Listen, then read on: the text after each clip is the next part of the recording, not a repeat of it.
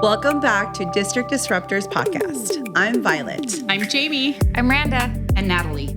On this episode, we are going to be discussing what is a high-profile parent. Fun topic. Ladies, what is a high-profile parent? I'm a high-profile parent. I am too. I can sometimes be a high-profile parent and teacher. Guilty. So I will never forget.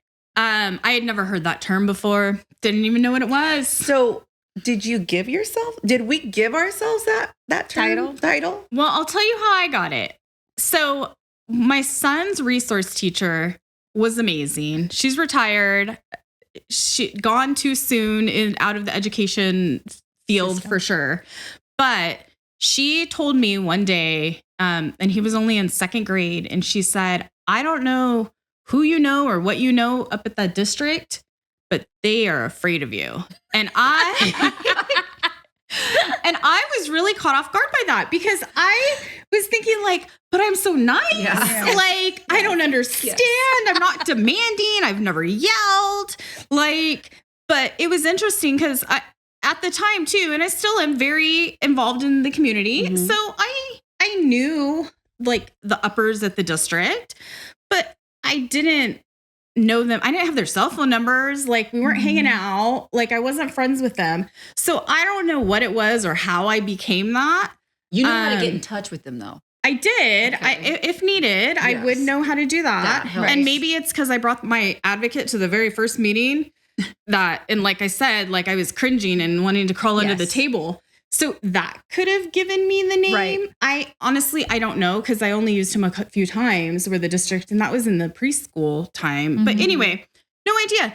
But it's definitely a thing. Yes. Mm-hmm. And so like for me, I think mine started back when it was preschool. That's when a special education administrator had to come to our meeting. So I think the second you have somebody from the district office attend your IEP meeting, you are well known. But it's not a bad thing. No, it's not. It's not a bad thing. But I feel that it is those that are labeling us as high profile in a bad way is a bad way. Yes. Yeah. But it isn't. Where is a badge of honor? Yeah, really it is. And you know, it's passion. It stems from passion. It stems from advocating for your child. And you don't want to be combative. You don't want to be yelling and, you know, I mean, that's a very fine line, you know, don't cross that.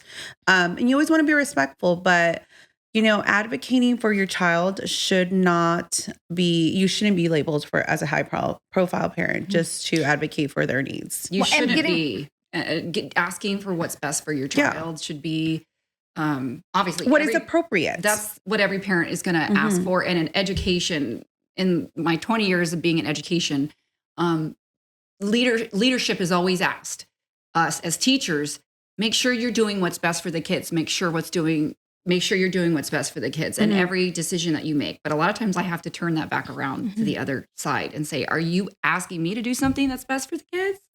Are we making the decision that's best for the kids?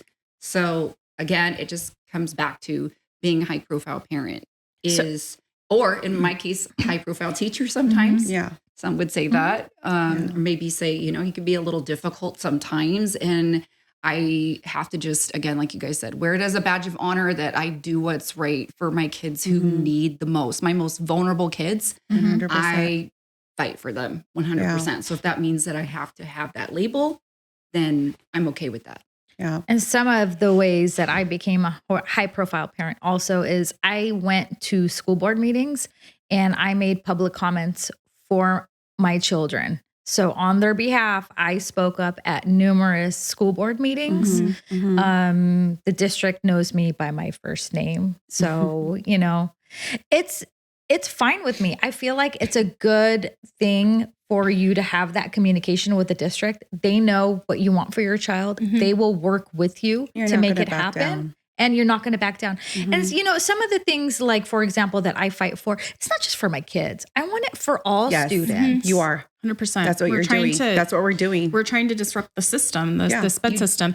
And I'll say too, with our neurodivergent students and kiddos, it's often, I want to give the teachers the benefit of the doubt, is that they don't always see what we see because our children mask frequently. And then by the time that they get home, they're exhausted and completely dysregulated, and like all hell breaks loose. And it's like, and oftentimes when you're going to an IEP meeting, you're going with those experiences and those meltdowns and those things, like, just you want him to do like 5 math problems, but you don't understand the tailspin that will put him in, of hours and hours of dysregulation, crying and fights. And it just makes a very discomfortable household, right? Like, it dysregulates the entire household. And they don't ever see that side of it, because when my son goes to school, he's kind of occasionally he's on his best behavior and and more cooperative, and he doesn't act like that. And I think that that's a problem that the teachers need to take a step back and realize, I may be getting the best version of your child for those few hours a day. But like I said, the teachers need to get, and our team, our IEP team, need to look past of, we just need to get them through this year, because that we're looking at, but I need my son to be able to succeed in life and not be dysregulated in the workplace, and other things, in college and beyond this 1 year. We need to look beyond just first grade. And so when you're experiencing all that, and you keep bringing up the concerns, and you keep bringing and you're not backing down, sometimes you feel like you're getting dismissed, and that's when you become angrier and more frustrated. And that's why you become 100%. We become high profile parents, and that's what absolutely. And so being on the school board, I've taken this opportunity to talk to admin and other districts, the people that are sitting on the other side of the table from our parents, and explaining to them, SPED parents, you need to understand, they're exhausted. They are 100%. So tired, because from the moment that they wake up, it's a battle, typically for breakfast, to get them out of bed, get their teeth brushed. And for me, type 1 diabetes, I didn't sleep last night. Maybe if you have medical issues, you may not 100%. Have slept. The child may not have slept the night before. So just because they look okay, that's something you have to remind a lot. And then when we get there and we're already exhausted, and then we feel like we're not being heard, it just amplifies it. And we just want to be heard. We just want to feel like our personal experiences are being validated, even if it's not what they're seeing. A little validation goes a long way, and it's all customer service. It's all how you treat that parent when they come in. It makes a huge difference too. With you bringing up school board, and I know Randy had said, going to school board meetings. I know you being on the one end of being the school board member, and then us 3 attending school board meetings, where we're walking into a school board meeting where there is typically nobody there to make public comments, like very few people there to make public comments. But getting kind of the reception of, oh, you guys are here again. Okay. Just a little bit of, you can tell that there's some uncomfortability just about me making a public comment. Or us wanting to make change, not to attack, but just to make change for the SPED department, that you feel that, you sense that, it's like, oh, okay, you're back again.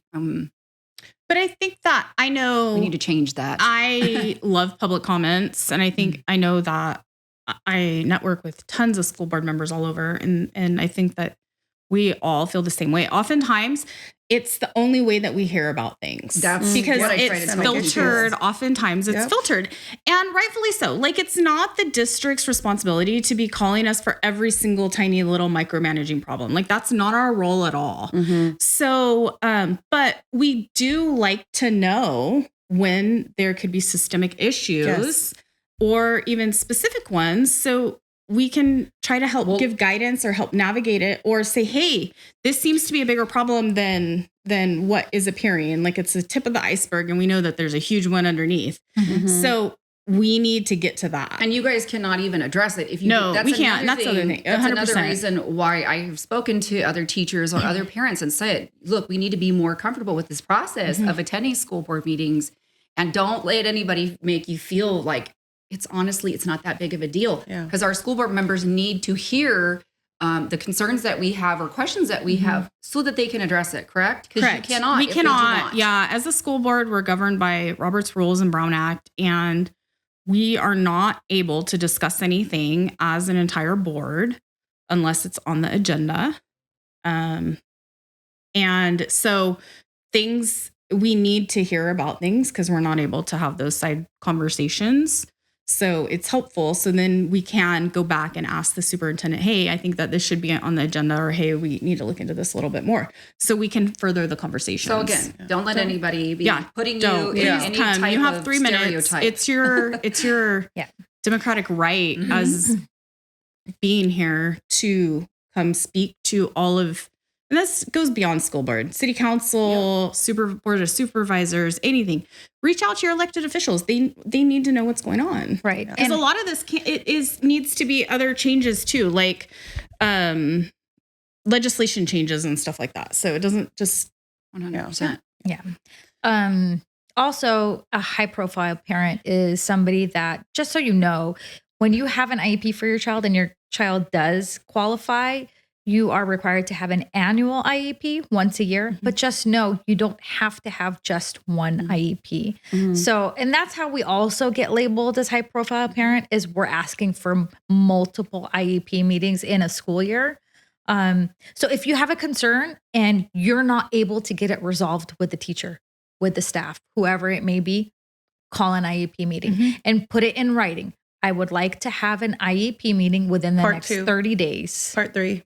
Yep. Part 4. So then you have the IEP meeting, you're addressing your concerns and possible changes to goals and services for your child. Absolutely. One example that I recently called an IEP meeting for was my son had like 32 health clerk visits in a short amount of time. And so I called an IEP meeting for that because I was like, what is he escaping from? Is there I know he doesn't always have a stomach ache, and he could, but it's more than likely because of anxiety. I know it's not anything medical, right?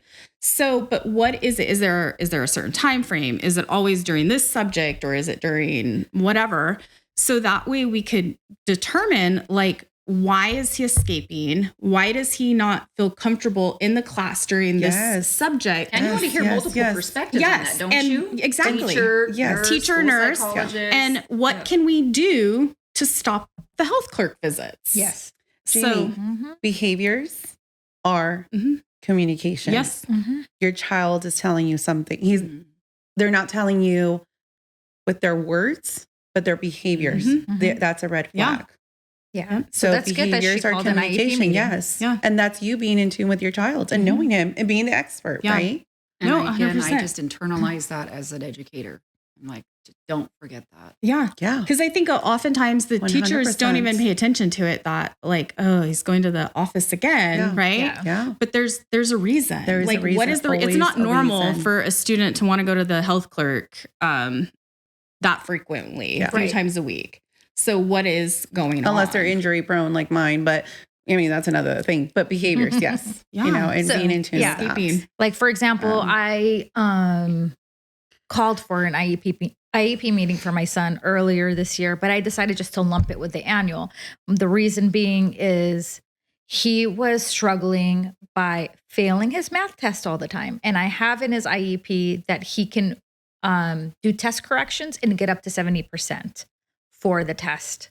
So he was getting by just by doing that. And I got tired of seeing that. So I said, and the problem is we get scared, and I still get nervous doing this. I email the teacher, I email it nicely, and I say, hey, what can we do together to get him to understand the content? Yeah. Because he's And I know not that you getting do it. because we talk. Yeah. We have each other. So when she sends the I email, even throw it in AI first. yes, and then she says, what do you I think mean- of this? So we do, as a group, we support each other with this Yeah. process. So then when you ask have those our support questions, you put it back on the team. What can you do to support my child? What can I do at home to support my child? And then what happens? They get on it. He passes the next test without test corrections. So, Randa, you just even mentioning like feeling the nervousness of even having to make that step. Yes. I can relate to that because I'm like, I don't want to send another email. Yeah. Like, I don't because it takes time to do that. But if we've already discussed it and something needs to be addressed or something needs to be done, we have to write those emails. Right. And when we're 100%. sending numerous emails, we're high profile parents. Documentation, right? But we have all to about document. documentation. Just We have because to. you are documenting. And I'm telling you, doesn't mean you're, that's sometimes negative. I'm sure my IEP team members in the past have been like, oh gosh, rolling their eyes like, here we go again. Yeah. But it's like, believe me, I don't want to, but it needs to be done. No, Yeah. 100%. Yeah. And so, and you know what? Do it, parents. Yeah. Just Send don't the email Go with because your gut. You got to Yeah. go with your gut. Another example for my older son. He's in middle school, 7th grade. He had he didn't do well in math. Gets A's and everything else. Math didn't do well in. He thought he blamed it on the teacher. He didn't like the teacher, and so I chalked it up to like sometimes you just don't have a great teacher, right? Yeah. So then here we come 8th grade again and still doing horrible in math.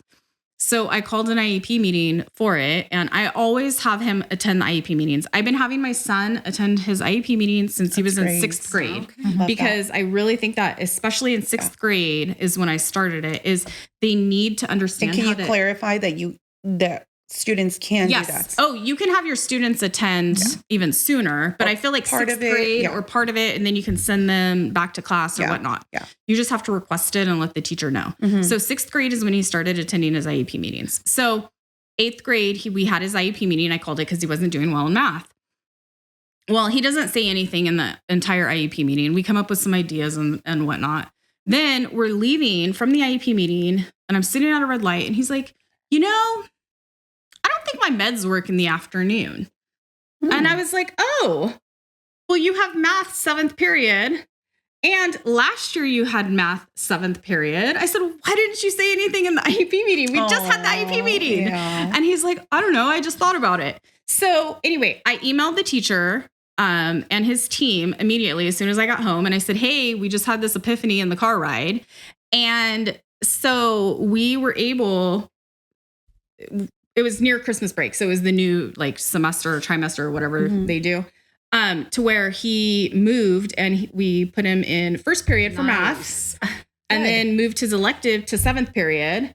And he was never able to get his grade past a C, but the teacher said night and day difference. So now Great. going into high school, that was the first thing when we met with the counselor. That's a I good said, idea. his math and his core academics need to be before lunch. Right. Like, and then everything else after lunch. But those are just a couple examples of why to call an IEP meeting mid year. It could be because of grades. It could be because of behavior. It could be just something's not working. You feel like something's not working. Yeah.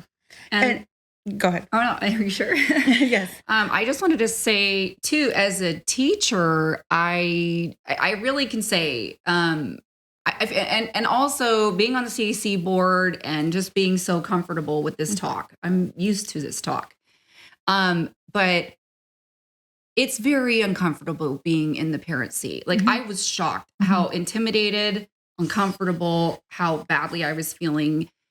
Tears came to mind. I mean, so bad that afterwards I had to call you guys and be like, that was terrible. That feels terrible. And just not what I expected at all. So I just want to say that too, as an educator, going from the educator's seat to being in the parent seat and kind of thinking, okay, I'm going to be a little bit more confident. And no, you really, I felt like I had I was feeling like I was having to fight for every little accommodation, every little detail. Right. Especially on something like a 504 for type 1 diabetic, because, there's specific medical needs and they're like, but why would they need this? And why do they need that? Well, because again, just because somebody looks a certain way on the outside, they look perfectly healthy and fine, doesn't mean that they have needs that they need to take care of immediately, which means that's the priority. So I found that it was very humbling. It was very difficult. Yeah. I mean, part of it's going to be just extremely emotional and exhausting too. Mm-hmm. Just to say that, and having a support like these ladies, I seriously could not do it without them. And hopefully, becoming a part of our community. Yeah. And you'll find other communities online, and then you can find your own outlet, because you definitely need that. And find other parents, because they do become your support system. Yeah. It is kind of hard sometimes, though, to find It is. other parents that are kind of going what you are going through. You do feel like you're doing this Alone. alone. It is. It is really, really hard. But like you mentioned, finding that community, finding that support system to be able to talk with others about what you're going through, and maybe seasoned, parents that have already gone through it and are high profile parents Right. that may be able to, advise you and give you a little bit more information on how to navigate and it. just Because to be able to bounce ideas off of each other. As many IEPs as I have sat in advocating for my own child, and prior to being on the school board, I sat in on other IEP meetings for my friends' kids, and I still advocate for a few families in other school districts. It's different when it's your own child. Yeah. Because there'll be times I'll leave and I'll be reviewing the IEP meeting and be like, oh my gosh, I can't believe I forgot to ask for this or that. Yeah. Right. So because there's so many emotions involved, because that is your child, oftentimes it makes it more difficult to advocate for your own child It's versus heavy another emotions. Yes. student. Very heavy. Like It's a your friend's child. kid, it's easy. Yeah. Like, I helped I helped numerous people behind the scenes, but I specifically helped a friend with her child's IEP. And over Christmas break, when they came back to have the IEP, the admin told the parent, "Oh, you got smart over Christmas break." what? That's That's not very rude. It should be like, "Oh, wow, I'm so happy that you That's learned how to great. advocate for your Yes. child. Yes, Let's that you work know what's together as a legally- team." Which Yes, is what what they you have to which is do. what they have to learn how to say. They have to say, "Oh, yeah, as a matter of fact, I have become Yeah. more enlightened and more educated on such things." Yeah. And But some parents are timid. Like that You are. parent was That would very be- timid. It was very hard for her Yeah. to even say No, 100%. anything. It is hard. I'll say, even So- as vocal and as loud as I am, it's hard. Yeah, 100% it is. Yeah. And I feel like as your kids get older and are going to the higher grades, it's new territory. Mm-hmm. It's like you're having to learn A whole new a area. whole yeah. new area when you got elementary down, but then you're like, oh, my kid's going to Now middle it's school. Oh my secondary. goodness. And then there's Yeah. 7 teachers, and next year he'll Yeah. have 8 teachers. Like it's Yeah. it's It's completely super different. intimidating. Yeah. And then you have some teachers that are great and email you back, and others that are like crickets, and you don't Yeah. ever hear from them. who's And then going through transition this year? I am. I did. I'm going elementary to did. junior high. Yeah, I have one going to high school, and I have a high schooler. Yeah. One middle school to high school. Elementary, to middle school. So we are all going through that transition. Yeah. And again, I feel like Yeah. a beginner intimidated. Yes, parent, exactly. That's for what it feels sure, like. 100%. It's like you're having to learn so many things. But just know you don't have, like, if you're, for example, I just want to say, like, when my second child was in 7th and 8th grade, he was struggling with the math program that was provided for the middle school. Completely struggling. He was required to do it at home, and he couldn't do it because the way the program's set up is you answer a question, you don't get it right, it takes you back, and you have to repeat it like 3 times before you move forward. He got so frustrated. So what did I do? I told the staff, he's not doing the program ever again. We're not touching it. You give me paper and pencil or true. don't give me this program that's, again. If you don't ASK, you won't GET. Yep. Yeah. So what do? Yeah. We don't do it. And It's okay. For my elementary school, both in elementary school, we do no homework. And it's been Good. made very Yep. clear because they guys- do mask during the day. And at night, the blowups are real. And Yeah. I was not I was willing about to say that's why I I need have this that space on- right yeah. now because Yeah. I have so much guilt that I carry when my kid was younger because I drilled homework, not knowing he had a learning disability, not knowing he had ADHD. And I'm like, why? I think we all did. We all had those And I'm fights. like- And that's why it took Because I us to had get these there. expectations for my child.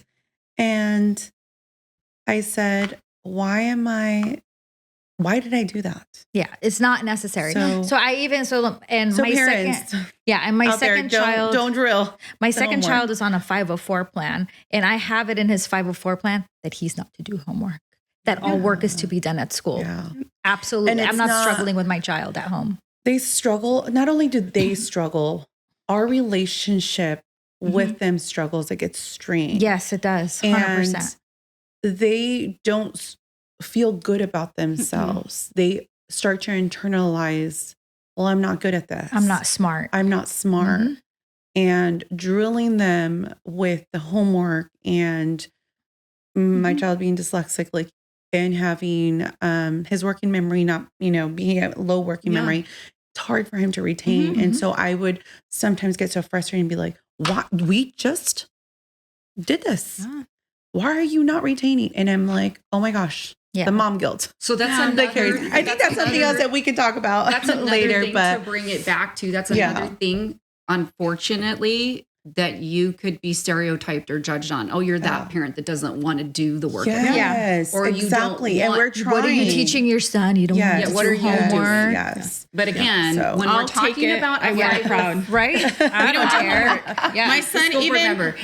in fourth grade, he went and told his teacher, I don't do homework. And then on the IEP meeting, I said something about, well, we don't do homework. And he's like, oh, he told me, he said, oh, you guys don't do homework. And I was like, you're right. Don't do it. We don't do it. Now, if he wants to do it, there's been times where he's come home and it's been like decorate a turkey or like a Yeah. project or Something something. fun. He wants to do it. So we It's not a fight absolutely to do do it. it. It's not a fight. Yeah. So Yeah. if it's something that he wants to do, I embrace it and we do it. And it may take a few days to get it done. But just the busy homework and routine stuff, No. we don't do. And I'm not willing to do that fight. He knows, he's told now, he's getting older. He knows what his homework is supposed to be. And if he comes home and does it on his own, fantastic.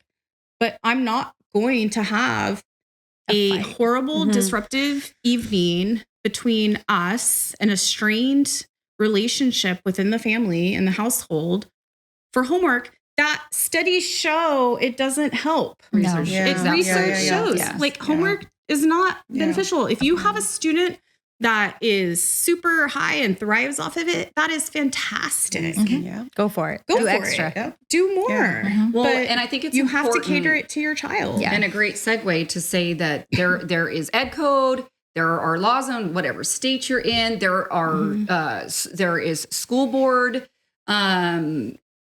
policies that are put in place for homework. And then the other thing that's really important, which you ladies can speak to this better than I can even, when we're talking about an IEP or a 504, we are talking about what is done at school. We are not Yeah. that has nothing to do with what is done at home. Right. So it's not required. Right. And in order, Randa, you go ahead because you're going to explain it better than I well, can. because for example, this year my son had in 10th grade, they have a stand-up project that they have to do.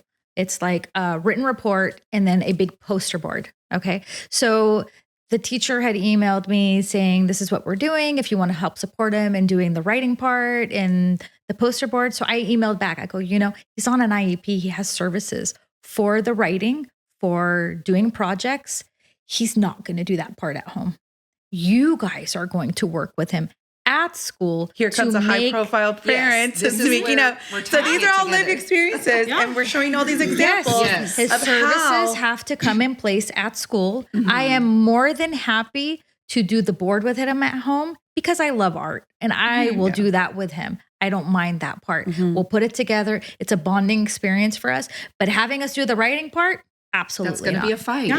Yeah. So why would you, why have him struggle and have that fight with him? And then that's not good for his self-esteem. Yeah. When he doesn't have the support that he has, that's kind of logically the way you have to look at it. Well, and then you have, you don't have the support. Yeah, you don't have the accommodations and services at home. So that's the place of the teachers. And the lack of them not being able to complete something at school does not give it a ticket to go home to be the parent's problem. Oh, this is a big We issue. need to normalize that if they're not able to complete something in the classroom, what is the reason why? Which a lot of our kids that are on IEPs are not going to be able to finish it in class. Then maybe they need to do half the amount. Oh, or, not only that. So, like, right. And I agree with you. So I have that on my son's IEP. It's not just half the assignment. It's like half the work. So let's say it's 10 math problems on the same thing. Yeah. Make it 5 of that part, right? Word problems, there's 3, then you do 1, right? Okay. So those are things that you need to add to your child's IEP to shorten assignments. Yeah. And I think that we could also go into a little bit more about the accommodations. I think that would be a great next topic is to go over accommodations. The one thing that I do want to just mention that I feel like we haven't mentioned about being a high profile parent, and I don't want to share this to try to scare any parents to not be, not to speak up or anything like that. But my experience being a high profile parent, what I have gone through is retaliation. So that can happen. And I don't want anybody to think that they should not advocate or they should not speak up. But there are parents that do get retaliated for being high profile parents. And it's unfortunate because it should not happen. Yeah. Because all you're trying to do is just speak up for your child, speak for what is appropriate, not the best. We don't want like, oh my gosh, we're asking for the star and moon, or however you say it. But just what is appropriate for them to access their education, to be able to make progress. And there have been instances where, some parents do get retaliated and speak up. Absolutely. I've had it Speak happen up, to me too. speak up, Yeah, it and happens. take that, do your public comment, go to HR, whatever it is. That's a whole nother. Yeah. If that happens, if that happens, there's another process it for that. needs to be Exactly. addressed because that should It not is happen. within your Talk to rights. your And then school board member. There's even been cases where not only is a parent being retaliated, but the student is as well. And teachers get retaliated against also for Yes. speaking up Yes. for students. Oh, And yes. paras, right? Yeah. So, It can happen. So it's it could be- unfortunate, but we yeah. need to change Yeah. that. And And- that's what we're here for. right. Right? 100%. Bring awareness. So So 100%. all right. Well, I think that's good. Yeah. We have so much more to talk about, but we have more episodes. So Yes. well, thank you. We'll see you Make for sure next you time. like, follow, and share. Thank you, everyone. Thank you. Bye. See you next Bye.